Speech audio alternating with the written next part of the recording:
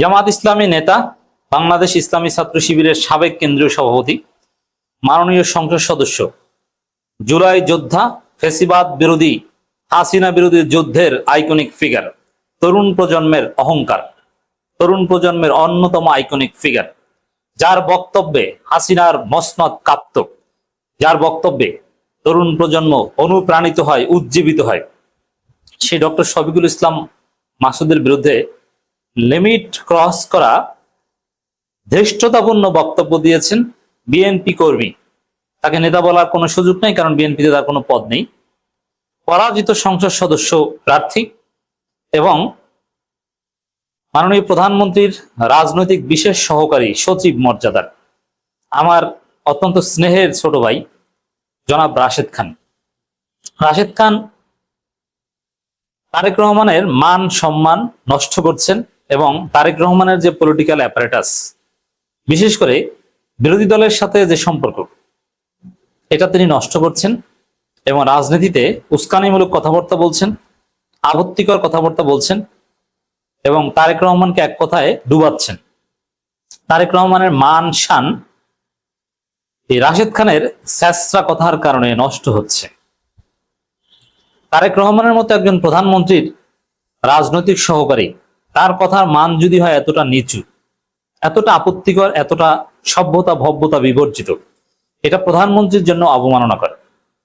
কি বলেছে আমি আসছি ডিটেলস, তার আগে বলিনি, আজকে পলাতক আওয়ামী শক্তি, আওয়ামী লীগের মধ্যে আমাদের অনেক কাছের ভাই ব্রাদার আছে যারা ছাত্রলীগ করতেন। আমরা যেহেতু একই সাথে হলে থাকতাম, রাশেদ, আমি সবাই একসাথেই হলে থাকতাম। তো সেখানে আমাদের বড় ভাই ছিলেন সিদ্দিকী নাজমুল, আর অনেক বড় বড় নেতা ছাত্রলীগের। রাশেদরাও তাদের পিছনে স্লোগান দিয়েছেন, আমরাও দিয়েছি। It's open secret. ছাত্র দলের আজকে যিনি ঢাকা বিশ্ববিদ্যালয়ের সভাপতি, তিনিও দিয়েছেন। এটা আমাদের চোখের সামনে দেখা করো না। অতএব তাদের সম্পর্কে আমরা জানি, রাশেদরাও জানে, আমরাও জানি। এবং শেখ হাসিনাকে তো রাশেদ খান মমতাময়ী মাই বলেছেন।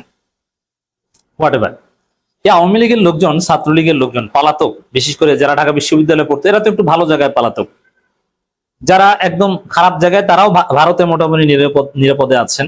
আর কেউ কেউ ইউরোপে চলে যেতে পেরেছেন, কেউ লন্ডনে আছেন, কেউ বেলজিয়ামে আছেন, কেউ প্যারিসে আছেন, কেউ নিউ ইয়র্কে আছেন। এদের সাথে অনেক সময় আমাদের কথাবার্তা হয়, যোগাযোগ হয়, মাঝে মাঝে আমরা খোঁজা দিই, কেমন লাগে। মানুষ তো। আবার আমাদের অনেক ক্লাসমেট, কেউ কেউ জেলে, কেউ পালাতক। তখন তাদেরকে আমরা স্মরণ করিয়ে দিই যে তোমরা যে বাড়াবাড়ি করেছিল তার ফল এটা, আল্লাহর পক্ষ থেকে শাস্তি। তো তারা মাঝে মাঝে কিছু কথা বলেন, তার মধ্যে একটা কথা এখানে স্মরণ করি, যেটা তারেক রহমানের জন্য খুব রিলেভেন্ট এবং রাশেদ খান রিলেটেড। কি সেটা? ছাত্রলীগের তরুণরা, যারা ডেডিকেটেড ছাত্রলীগ করতেন এবং কেউ কেউ ছিলেন যে মোটামুটি ভদ্র, একদম আগ্রাসী, প্রতিহিংসার রাজনীতি করতেন, এরকম অল্প হলেও ছিল ছাত্রলীগে।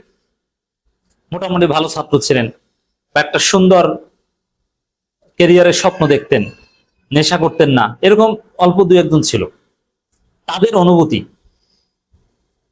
যে কিছু লোক আওয়ামী লীগকে ডুবিয়েছে, কিছু লোকের কারণে, প্রধানমন্ত্রী আশেপাশের কিছু লোকের কারণে প্রধানমন্ত্রী ভুল সিদ্ধান্ত নিয়েছে, পুরো আওয়ামী লীগ ডুবেছে, পুরো বাংলাদেশ ক্ষতিগ্রস্ত হয়েছে, তার ফলে আজকে আমাদের এই অবস্থা। কিছু লোক কারা? মাঝে মাঝে বলে এই যে সালমান এফ রহমান, অমুক তমুক, নানান জনের নাম বলে। আবার কেউ কেউ ওবায়দুল কাদেরকেও দায়ী করে, বা শেখ হাসিনাকে ঘিরে একটা সিন্ডিকেটকে দায়ী করে। এখন তারা ওই শেখ হাসিনা আশেপাশের লোকজনকে দায়ী করে এবং কেউ কেউ শেখ পরিবারকেও গালাগালি করে। এটা একটা উপলব্ধি যে কিছু লোক, তাদের ভাষায়, যদিও এটা আমার ব্যাখ্যা না, তাদের ব্যাখ্যা, আওয়ামী লীগ, ছাত্রলীগ, প্রধানমন্ত্রী সবাইকে ডুবিয়েছে এবং তাদেরকে পালাতে হয়েছে। বাংলাদেশের সবচেয়ে বড় দল, বাংলাদেশের মুক্তিযুদ্ধে নেতৃত্ব দানকারী দল আওয়ামী লীগকে পালাতে হয়েছে, যেটা অপ্রত্যাশিত ছিল। আওয়ামী লীগের পতন স্বাভাবিক ছিল, সেকেন্ড হবে, এগুলো স্বাভাবিক ছিল, বাট এরকম পালানোটা তো প্রত্যাশিত ছিল না, তাদের কর্মের ফল এটা। তারেক রহমান যেদিকে যাচ্ছেন, বিশেষ করে এমনিতেই বিএনপি অনেক উল্টাপাল্টা করছেন, কোনো সফলতা নাই। তার যে আই হ্যাভ এ প্ল্যান, কোনো প্ল্যানের সফলতা আমরা দেখি না। জিডিপি বাড়ছে না, পার ক্যাপিটা ইনকাম বাড়ছে না, ইনফ্লেশন কমছে না, সবকিছুর দাম বাড়াচ্ছে, মানুষের ইনকাম বাড়ছে না, বেকারত্ব বাড়ছে, গ্যাস সংকটের কারণে হাজার হাজার কারখানা বন্ধ হচ্ছে, সব রেমিটেন্স কমছে, ব্যাংক খাতে অস্থিরতা এখন পর্যন্ত কাটছে না, আইন শৃঙ্খলা পরিস্থিতির ভয়াবহ অবনতি। এর মধ্যে আবার ভারতের তীব্র ষড়যন্ত্র, শেখ হাসিনাকে নিয়ে ভারত, যুক্তরাষ্ট্র এবং ইসরায়েল মিলে তারেক রহমানের বিরুদ্ধে ষড়যন্ত্র করছে, বিএনপি সরকারের বিরুদ্ধে ষড়যন্ত্র করছে।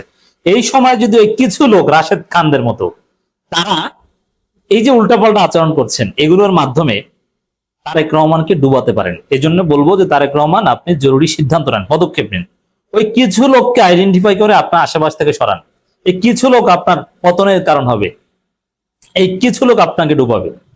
সে কিছু লোক কারা, মাঝে মাঝে আমরা ধারণা দিই, কর্নেল ওলি মাঝে মাঝে ধারণা দেন। কিছু লোকের মধ্যে একজন হচ্ছে রাশেদ খান। এই রাশেদ খান যে কোনো বিদেশি শক্তির দালাল এটা বলছি না, কিন্তু রাশেদ খান কথাবার্তায় বেপরোয়া, কথাবার্তার সাইজ ঠিক নেই, মাপ বোঝে না। প্রবীণ রাজনীতিবিদদের সামনে বেয়াদবিমূলক কথাবার্তা বলে, যাদেরকে সর্বোচ্চ সম্মান দেন প্রধানমন্ত্রী নিজে, যেমন কর্নেল ওলি, জিয়া পরিবারের অত্যন্ত ঘনিষ্ঠ এবং বিশ্বস্ত একজন লোক। জিয়াউর রহমান যাকে সর্বোচ্চ মাপের বিশ্বাস করতেন, খালেদা জিয়াও যাকে বিশ্বাস করতেন, খালেদা জিয়া জেলে থাকা অবস্থায় যার সাথে যোগাযোগ করতেন, সেই কর্নেল ওলি সম্পর্কে কর্নেল ওলির নাতির বয়সী রাশেদ খান যে ভাষায় সমালোচনা করেছে, এটা আপত্তিকর। সমালোচনা করতে পারে, যে কারো সমালোচনা যে কেউ করতে পারে, রাজনীতিতে সমালোচনা এটা একটা আর্ট, গণতন্ত্রের পার্ট, কিন্তু শব্দ চয়নের একটা লিমিট আছে। তারেক রহমান যাকে সম্মান দেন, যিনি ভুল করলো তিনি এড়িয়ে যান, এরকম একটা অবস্থা। আচ্ছা, রাশেদ খান তাকে অনেকটা গালির ভাষায় সমালোচনা করেন। এই রাশেদ খান তারেক রহমানকে ডুবাবে, এই জন্য আমি বলছি। এবার রাশেদ খান কি করছে? ডক্টর শফিকুল ইসলাম মাসুদ, তিনি একজন সংসদ সদস্য, খালেদা জিয়া যাকে অত্যন্ত পছন্দ করতেন, খালেদা জিয়া যখন শফিকুল ইসলাম মাসুদকে পছন্দ করতেন, তখন তো এই রাশেদ খানের রাজনৈতিক জ্ঞানের বয়স হয় নাই। দর্শক, আজকে তিনি বলছেন যে ডক্টর শফিকুল ইসলাম মাসুদ বিরাট সন্ত্রাসী, আমরা প্রমাণ পেয়েছি। তিনি নাকি সচিবালয়ে এই করতেন, সেই করতেন, কর্মচারীদের ধরে আনতেন, আগুন দিয়ে পুড়িয়ে ফেলতেন, বিধ্বংসী আচরণ করেছেন, এরকম হাবি জবি কথাবার্তা বলছেন। এটা চরম মাত্রার দৃষ্টিকটু কথা, আপত্তিকর কথা। এই ধরনের আপত্তিকর বক্তব্যের তীব্র নিন্দা প্রতিবাদ জানাচ্ছে। এটা রাশেদ খানরাও জানার কথা। It's very simple. বিরোধী দল সচিবালয় ঘেরাও কর্মসূচি, দূতাবাস ঘেরাও কর্মসূচি, অমুক ঘেরাও তমুক ঘেরাও দেয়, কর্মসূচি দেয়। এই ধরনের কর্মসূচি অনেকটা প্রতীকী। এই ধরনের কর্মসূচির ফলাফল কি এটা সবাই জানে, যে একটা নির্দিষ্ট জায়গায় পুলিশ তাদেরকে আটকে দিবে এবং ওখান থেকে তারা ফিরে আসবে, কিন্তু পুলিশের সাথে কিছু বাকবিতণ্ড হবে। ঘেরাও মানে এখানে কখনো বলেনি যে আমরা সহিংস ঘেরাও করবো, আগুন দিব, এটা জাস্ট প্রতীকী একটা ঘেরাও, যাতে তাদের আমির জামাত নিজে বলেছেন, যাতে তাদের কানে পানি যায় যে না আমরা আন্দোলন করছি। সচিবালয়ে যারা দায়িত্ব পালন করছে তারা যেন বুঝে যে না জনগণ সোচ্চার, অতএব সমস্যা সমাধান করতে হবে, এরকম একটা বার্তা। এটা একদম ডেমোক্রেটিক এবং পিসফুল একটা মুভমেন্ট, যে মুভমেন্ট বাংলাদেশে অনুমোদিত, যে কর্মসূচির পুলিশ কোঅপারেট করেছে বাস্তবে, কেউ কিছু বলেনি, কিন্তু রাশেদ খান শফিকুল ইসলাম মাসুদকে সন্ত্রাসী বলে দিয়েছে।